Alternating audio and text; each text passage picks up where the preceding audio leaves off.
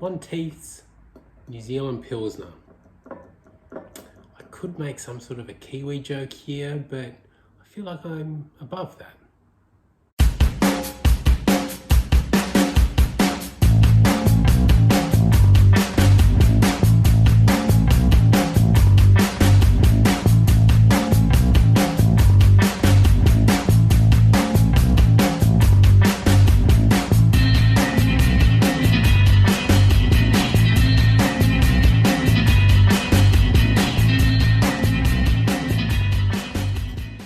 Welcome back to ABV TV, where today we are going to be drinking a Pilsner from Monteith's out of New Zealand. A New Zealand Pilsner as such.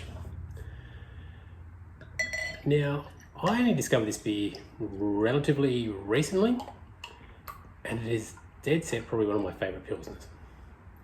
So this could be a little biased or not. First up, look at the colour on that one. That is a beautiful straw colour. A little bit of a whitehead there, but not much to speak about. But the clarity and the colour is magnificent. Aroma-wise, quite bready. So the malts are really coming through with this one. Not a lot of hop aroma coming through. No, really, all I'm getting is bread from this one.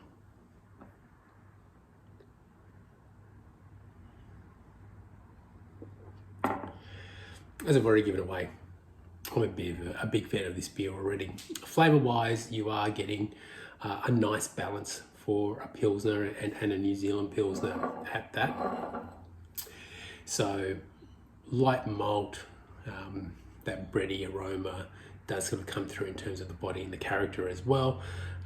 A little bit of a hop, sort of a floral hop in there to sort of balance that out. Whether that's a noble hop or maybe even using some local New Zealand hops, I'm not 100% sure. What I should do is look at the bottle, which I always forget to do, in case that tells me anything, and no, it doesn't. God damn it. Alright, so let's just say there's a mixture of noble hops and maybe New World hops, especially New Zealand hops in there, which would sort of make sense for a New Zealand Pilsner for a brewery that's out of New Zealand. But it is a good beer.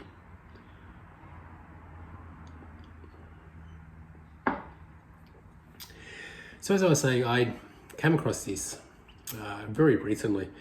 It was actually at a BWS. It was when I was visiting my parents in Mudgee, and I saw this in there because I know Monteith has been available in Australia for quite a while, in different sort of stages and sort of locations. I remember finding Monteith in little independent bottle shops a few years back, and then it had a run in some of the big ones like a Dan's or First Choice or a Liquorland, and then it sort of went away and it would sort of pop up here and there again in independent bottle shops. And every time I had a Monteith's beer, I did enjoy it.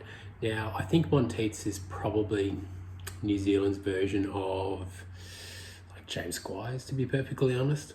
I think it's a very much a bigger craft beer producer over there, has been there for quite a while. But yeah, it's been very intermittently available in Australia until probably the last 6 to 12 months. And now I'm starting to see it a little bit more everywhere. I'm starting to see like their Phoenix IPA, a Pale Ale I'm starting to see as well. Their black beer it's probably been the only thing that's been constantly available. And then I found these, I'm going to call them long necks, but they are 500ml bottles. So there was a Pilsner, a West Coast IPA, and a double dry hopped IPA. Double dry hopped IPA, and look, I may get around to reviewing it on here at some point, may not. It was an okay beer, wasn't fantastic or special. The West Coast IPA is pretty true to form for an American style West Coast IPA, but this Pilsner kind of blew me away. And again, I don't know if that was circumstance. I sort of saw it, bought it, out of just to try it, and then had a long day, and didn't get to sort of crack my first beer until sort of 8:30, 9 o'clock that evening. And it was this, and I pretty much just necked it straight out of the bottle and was amazed by it. Was exactly what I needed at that point in time. It was when I was sitting down having a takeaway Chinese feed, and which married with that perfectly. It just left a really good, strong impression. And since then, like anytime I'm shopping at Woolworths, there's a BWS next door, just pop in and grab one, because it's actually a really nice, refreshing Pilsner.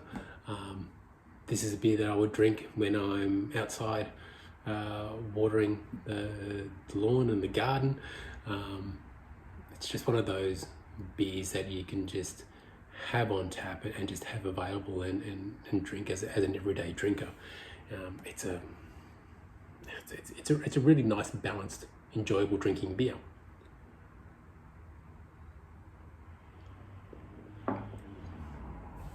And the 500ml bottles, I'm a massive fan of. I'm a real big fan of these bottles. Maybe because, as I've professed before, and this is that I do love those tall boy 500ml cans, and this is the bottle equivalent. As a home brewer, they're also really perfect for home brewing and bottling beer. So I'm again just enamored with how good the beer and these bottles are. I said, as at 500ml, you can put it into a glass, or you can just neck it straight out of the bottle, which I usually do. So this is one of those rare beers where I won't put into a glass. I think this is maybe the first or second time I put into a glass. So this is really a rare time where I actually get to evaluate the colour of it. Normally it's just sink the bastard back.